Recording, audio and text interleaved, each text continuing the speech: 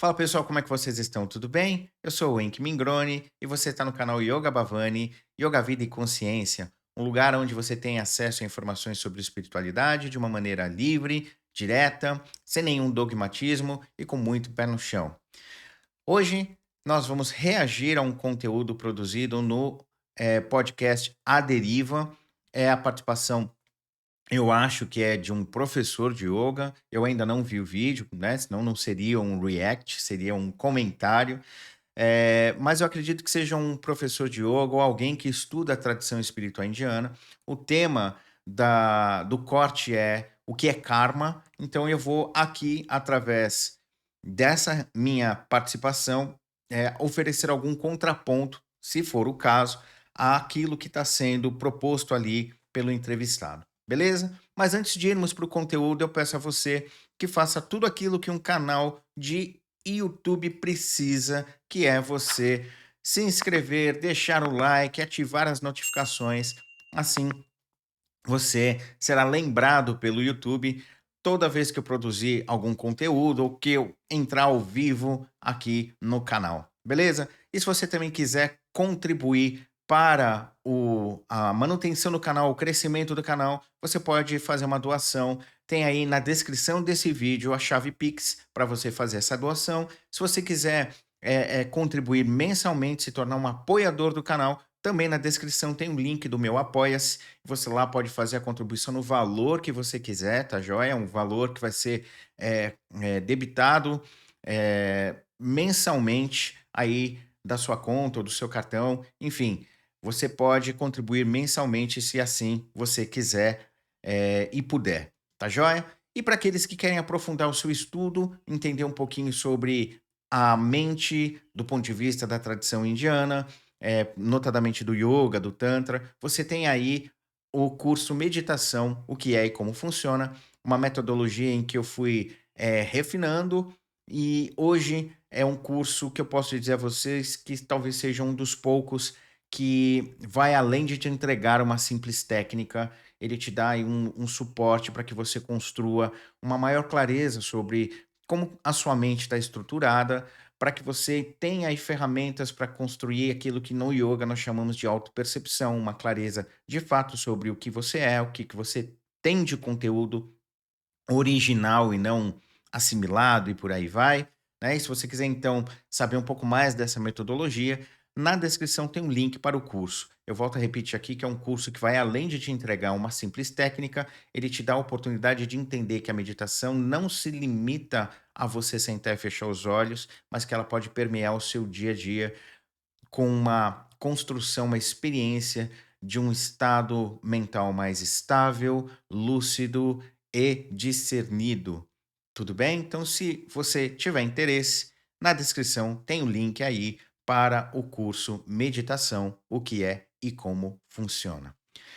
Feito toda essa introdução, vamos ao conteúdo. Eu volto a dizer que as minhas reações elas não são uma forma de deboche ou provocação ou negação veemente daquilo que está sendo proposto no vídeo em si. A minha proposta com as minhas reações, com os meus reacts, é apresentar um contraponto, apresentar uma possibilidade diferente de enxergar o assunto em questão, beleza? Não é nada pessoal, é sobre o assunto em si, tá joia? Então vamos lá ao vídeo. Deixa eu fazer a transição da tela aqui e soltar o vídeo para a gente assistir junto, reagir junto.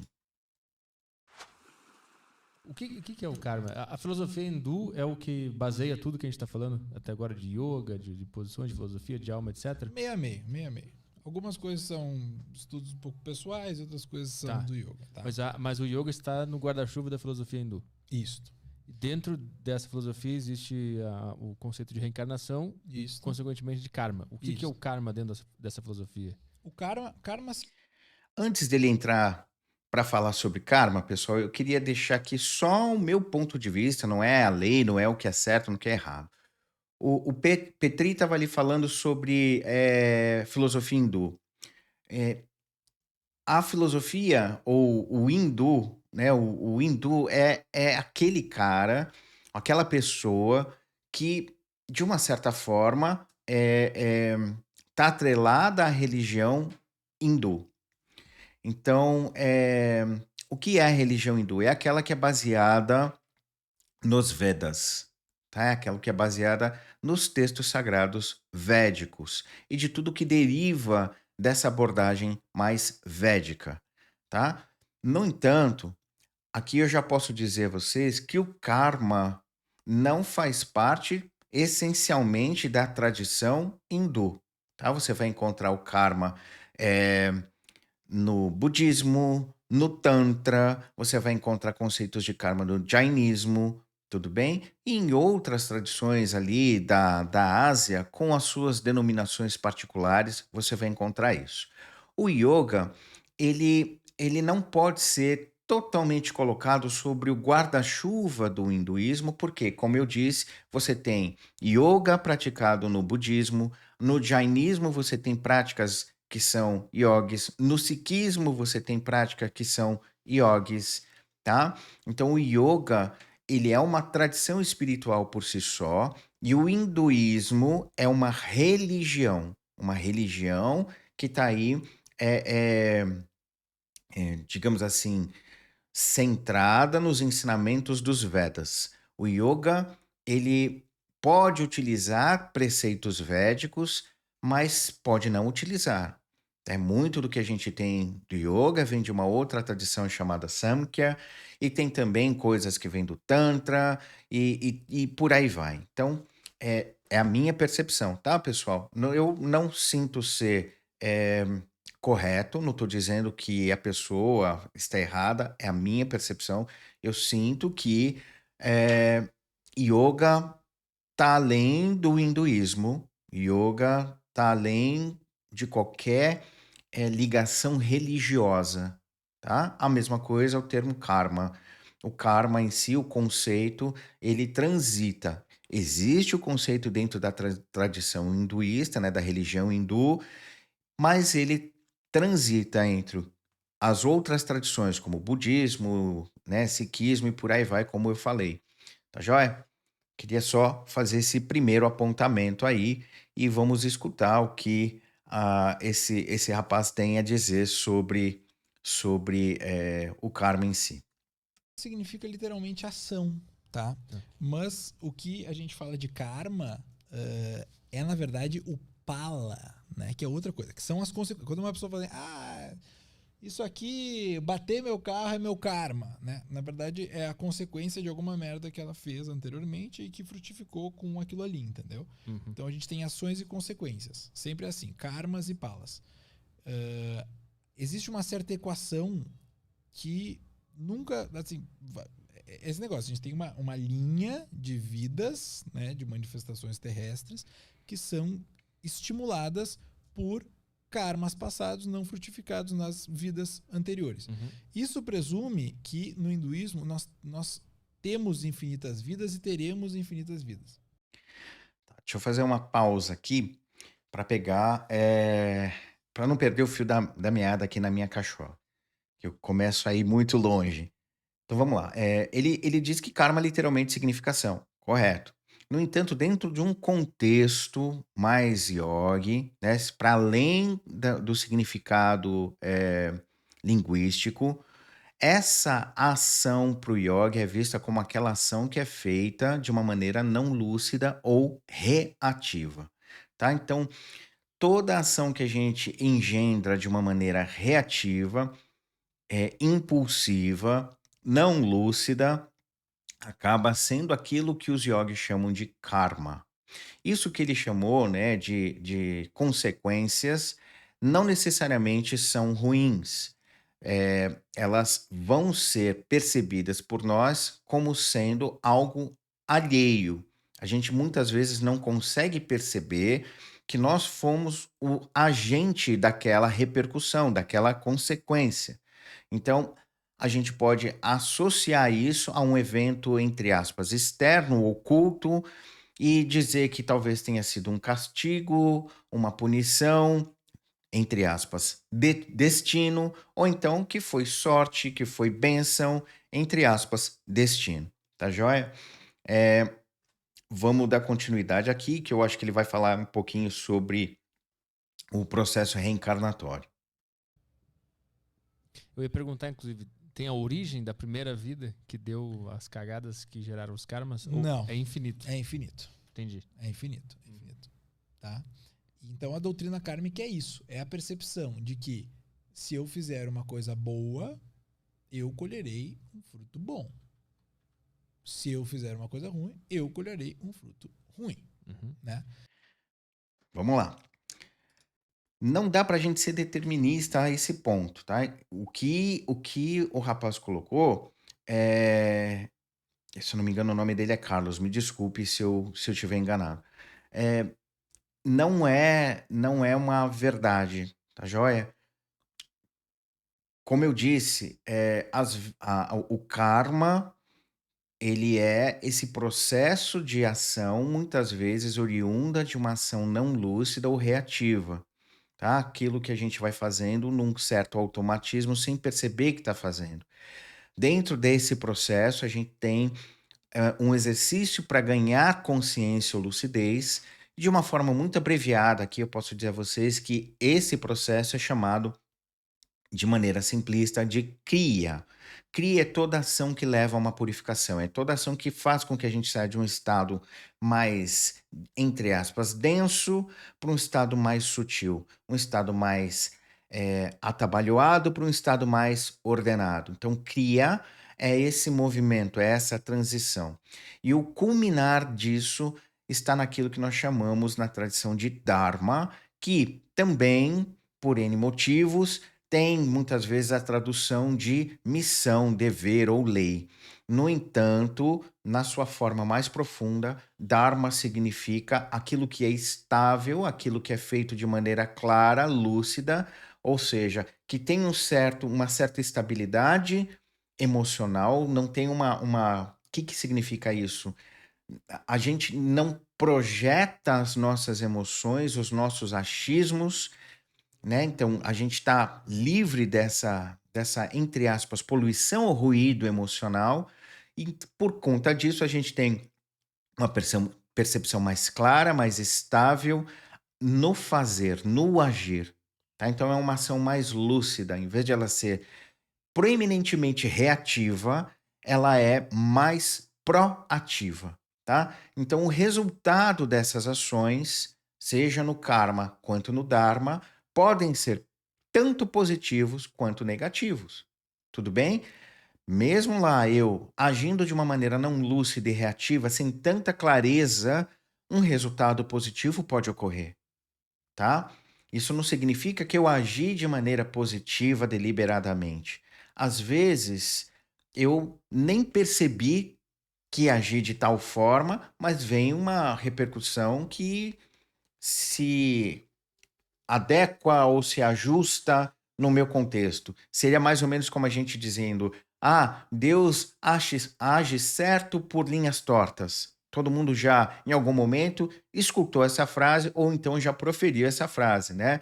Então, é mais ou menos isso. Às vezes, a gente não tem muita clareza de como a gente está agindo, às vezes não, a maioria das vezes, infelizmente, a gente vai agindo com as ferramentas que a gente tem, com o grau de maturidade que a gente tem, com o grau de clareza que a gente tem, e as repercussões que vão ocorrer são é, é, pertinentes a essa clareza, a essa lucidez das minhas ações. Podem ser positivas e podem ser negativas. Às vezes eu estou com toda a boa vontade, boa intenção, e o resultado pode ser negativo, tá? Então, não é uma regra isso que ele colocou como sendo, fiz uma ação positiva, vou ter frutos positivos. Fiz uma ação negativa, vou ter frutos negativos. Não é uma regra, tá? É a mesma coisa que eu falei. Às vezes a gente está lá com uma mente mais clara, mais lúcida, e a gente engendra uma ação. A gente tem uma clareza do contexto maior e a gente engendra uma ação. Isso não garante que a repercussão dessa ação seja boa para nós ou acertada. Pode ser que a gente tenha toda essa clareza na hora de agir e a gente cometa um erro, tá? A gente cometa um erro, né? Merda acontece, né?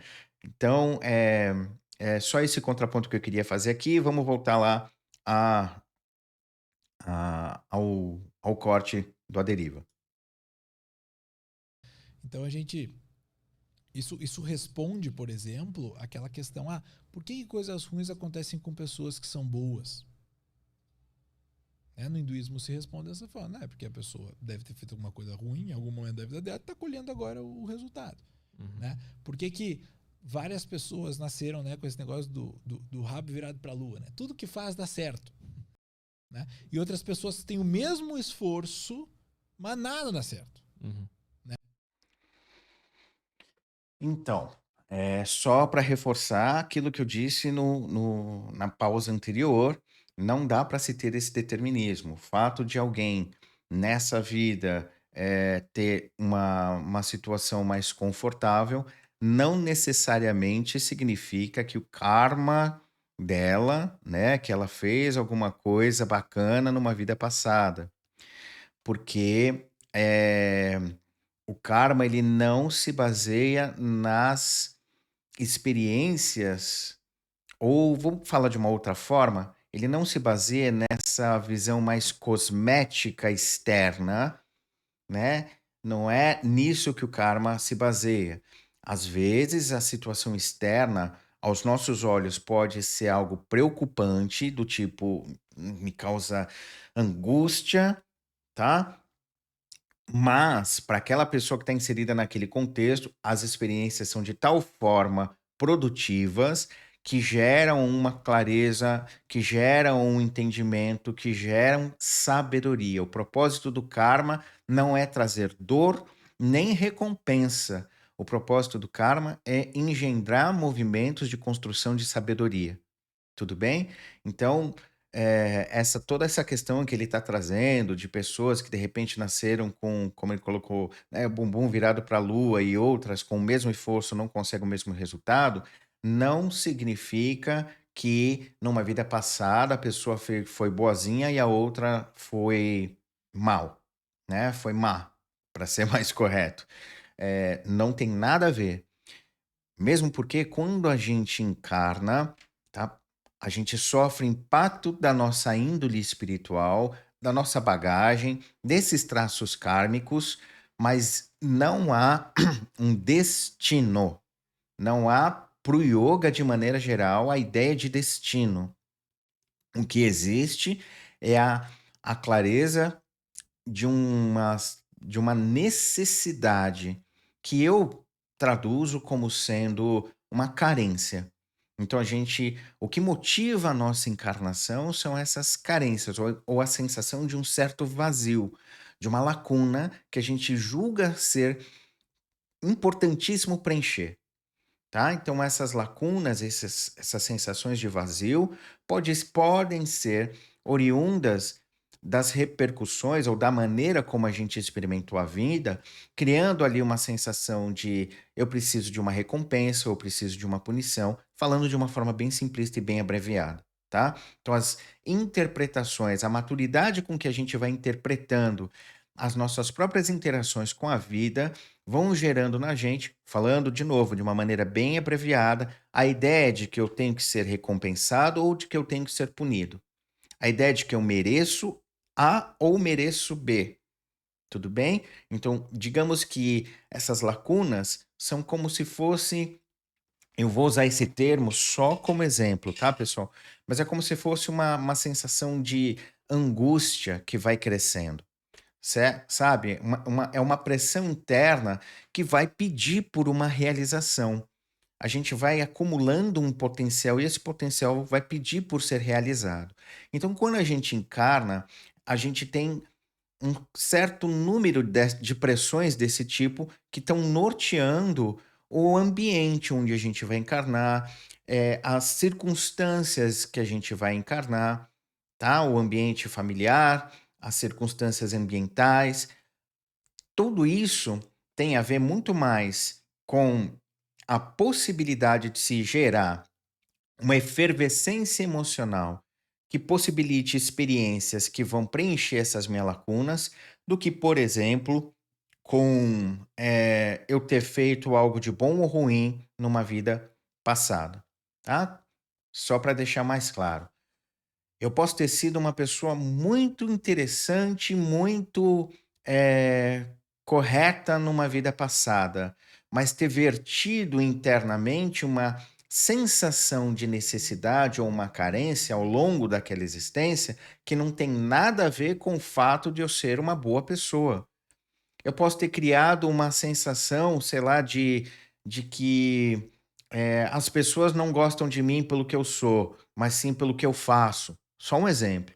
E aí, esse buraco, essa lacuna por ser amado de uma maneira genuína, que eu julgo ser genuína, vai construindo um caminho de experimentação que vai culminar em algum momento, numa experiência encarnada em que eu vou ou me sentir de uma forma, vamos supor, cada vez mais distante da percepção de um amor autêntico, de um carinho autêntico, cada vez mais eu vou me distanciando e vou gerando, ninguém me gosta de mim pelo que eu sou, mas sim pelo que eu aparento ser. E aí eu posso criar vários mecanismos para interagir com a realidade, seja para dizer, eh, já que eu não tenho o amor autêntico, então que eu tenho o amor falseado das pessoas. E aí eu crio uma forma de interagir para experimentar esse amor. Quando, na verdade, de repente, o amor que as pessoas estão dando já é o autêntico, já é sincero e blá blá blá. Só que eu entro num viés psíquico, emocional, que ressignifica aquela experiência.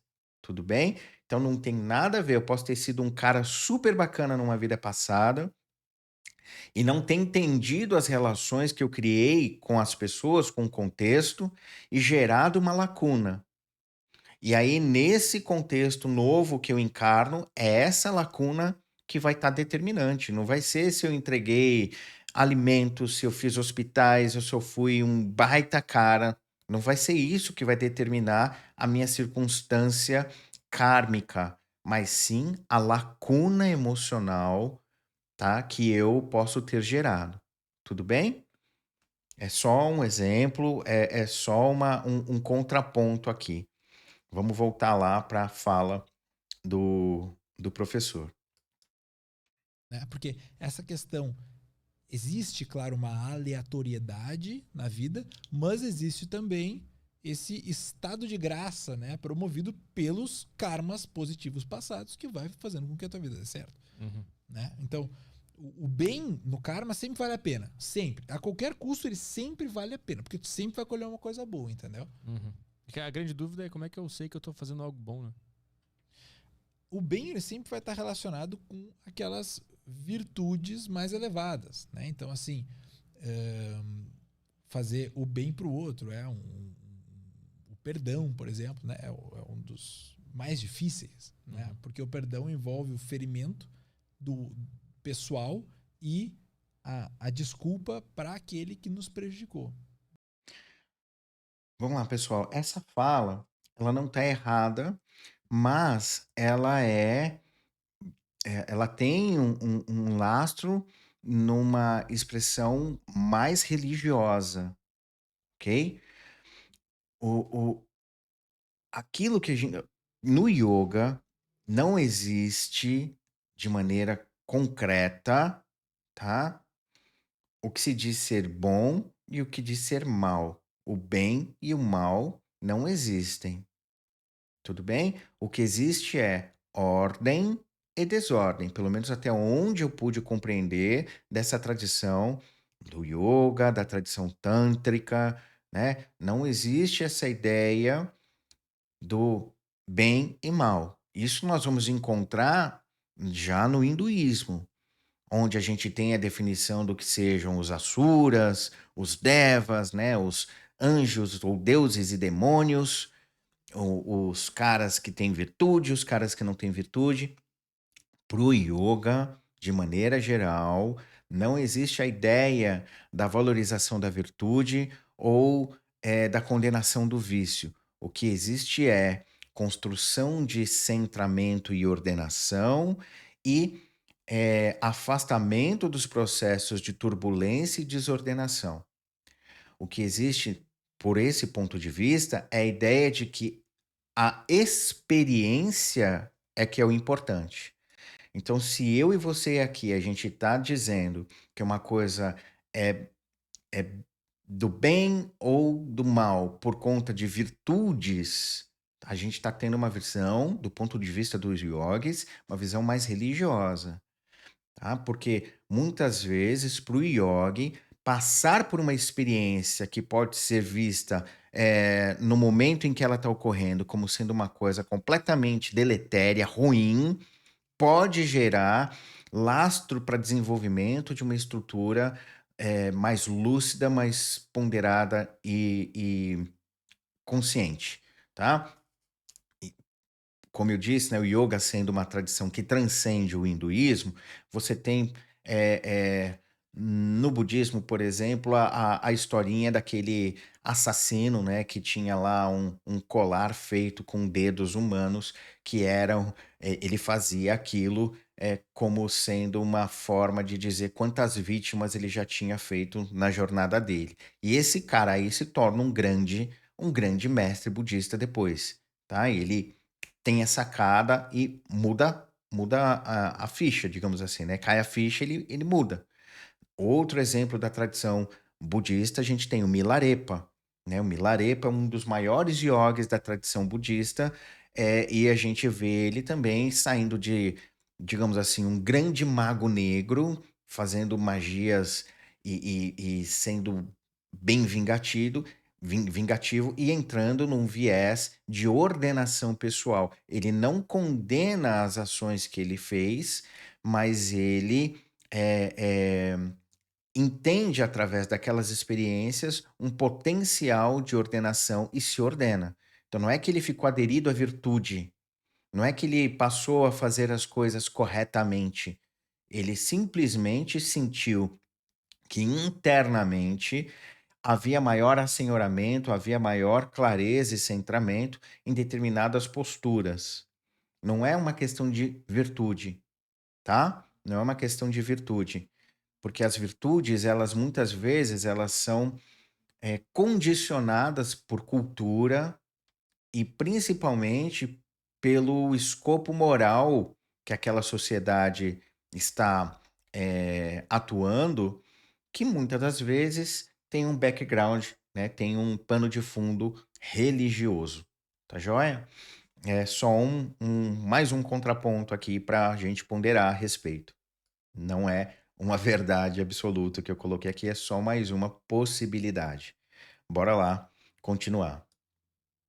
Né? Então, é uma situação muito difícil. O Uhum. perdão é praticar o bem. Uhum. Né? Tu perdoar é praticar o bem, porque tu te sacrifica para perdoar o outro. Né? Uhum. Mas aí tu acaba se perdoando também por estar sofrendo por aquela situação também, né? Também é um pouco íntimo e egoísta. O perdão. Olha, eu não acho que é íntimo e egoísta, porque o ato de perdão, ele só é realmente um perdão quando ele é muito sincero, Uhum. né? Porque claro que eu posso perdoar uma pessoa, né, com essa lógica de que eu sou melhor do que ela e tudo bem, não faz diferença. Se tu quis muito, pra mim não faz diferença. Sabe esse negócio? Mas o perdão interno é aquele assim, se eu for realmente querer medir o outro com essa régua, eu vou ser medido por essa régua também na vida. Por mim mesmo eu vou ser medido com essa régua. Né? Uhum. Então, eu olhar para o outro e conceder o perdão verdadeiro de alguma coisa que me machucou é um convite também para que a vida te meça com essa mesma régua. Tá entendendo? Sim. Então, e essa reflexão de se colocar como alguém pequeno perto da mecânica mesmo da vida é um exercício maravilhoso, entendeu? Porque quantas pessoas já nos perdoaram sem a gente merecer aquele perdão? Quantas vezes a gente fez mal a alguma pessoa de maneira direta ou indireta, propositalmente, e ela nem soube que houve a intenção do mal, mas isso passou em branco, entendeu? Então, pessoal, de novo, não vou dizer que a fala esteja certa ou errada, eu só posso dizer aqui a vocês que é, ao meu ver, uma fala ainda lastreada num pensamento religioso, tá? Quando a gente fala de mérito, quando a gente fala de merecimento, isso está ligado muitas vezes a uma ideia de hierarquia. Então, quando a gente estrutura a nossa percepção da realidade com base em hierarquização, bem e mal, certo e errado, pode e não pode, isso nos mostra ou nos dá uma certa clareza de que tem um pano de fundo religioso aí, de que a nossa relação, ela ainda, por mais que revestida dessa roupagem espiritual, ela ainda é muito mais religiosa do que espiritual em si. O espiritual, do ponto de vista daquilo que eu entendi dos iogues, daquilo que está mais claro lá desses iogues antigos, o espiritual ele sempre remete a um exercício de transcendência, não no seu aspecto mais, digamos assim, místico ou viajante na maionese, mas a transcendência no sentido de você estar sempre indo além, de você estar sempre percebendo a diferença não como sendo uma proposta de embate, né? Mas sim, talvez, da lembrança de que, ao mesmo tempo que somos todos equivalentes, temos o mesmo potencial, somos diferentes. Podemos realizar esse potencial de infinitas maneiras, de formas diferentes. Tudo bem? Então,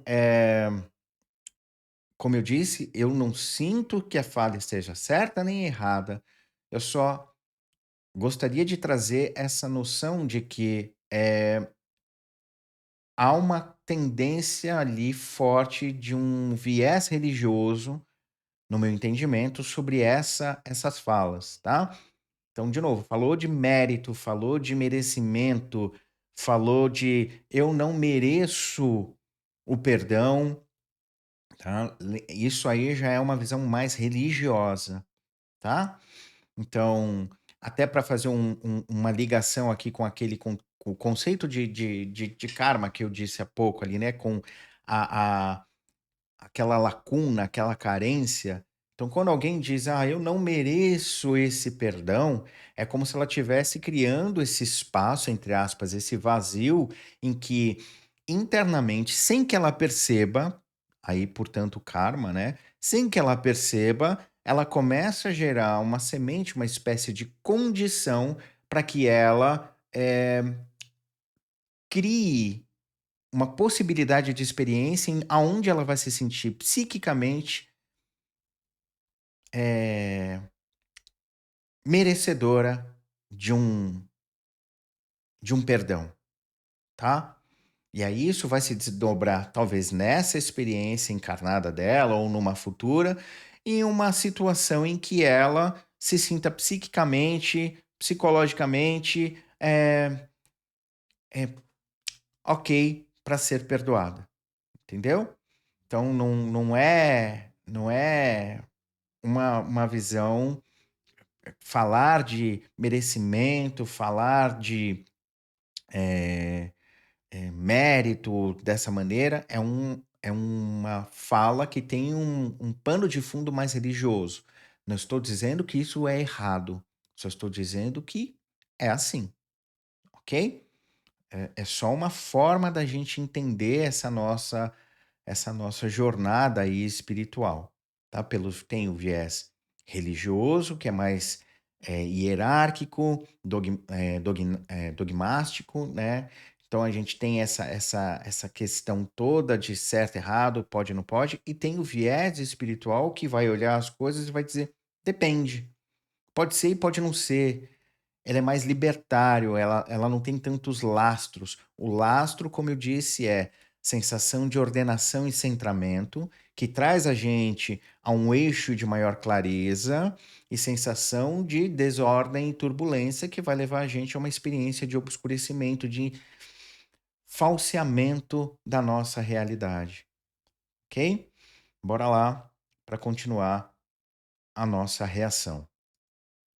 Entendeu? Uhum. Então, fazendo um exame de consciência, a gente realmente vê que, pô, assim, cara, o perdão, na minha opinião, é uma obrigação, entendeu? Uma obrigação. Porque se eu for realmente desnudo, entendeu? E o ser humano, ele precisa que uma parte dele esteja velada à frente ao outro, senão não teria relação. Porque o ser humano, ele tem muitas imperfeições, né? Uhum. Então, e isso é muito bonito, sabe? A gente conseguir se colocar nessa posição. E por isso que para mim o autoconhecimento acaba sendo muito importante. Né? Porque eu consigo olhar para mim, olhar para as minhas falhas, olhar para os erros que eu cometi com os outros, que eles nem sabem, e com essa consciência de uma certa mal do outro, é uma obrigação, então. Então, terminamos aí esse corte aí do A Deriva. E assim, essa última fala do professor ali, não tem muito o que comentar, porque como ele disse, é uma opinião dele, né? É a opinião dele, tá tudo certo, não é algo que a gente possa emitir algum tipo de juízo de valor, é a opinião dele, ok? Então, pessoal, agradeço demais a vocês pela participação aqui no vídeo de hoje. Mais uma vez eu peço a vocês para fazerem aquilo que um canal de YouTube precisa, que é deixar o like, se inscrever, ativar as notificações, compartilhe esse vídeo se você achou legal. E também peço aí que se você quiser contribuir para o crescimento e manutenção do canal, faça a sua doação ali na chave Pix, que está aí na descrição do vídeo, ou também se você quiser se tornar um apoiador, clica ali no Apoia-se e contribua mensalmente com o valor que você quiser. Mais uma vez, lembrando que tem o curso de meditação, o que é como funciona, também aí na descrição do vídeo. Beijo para vocês, até a nossa próxima reação aqui no canal. Até mais, tchau, tchau.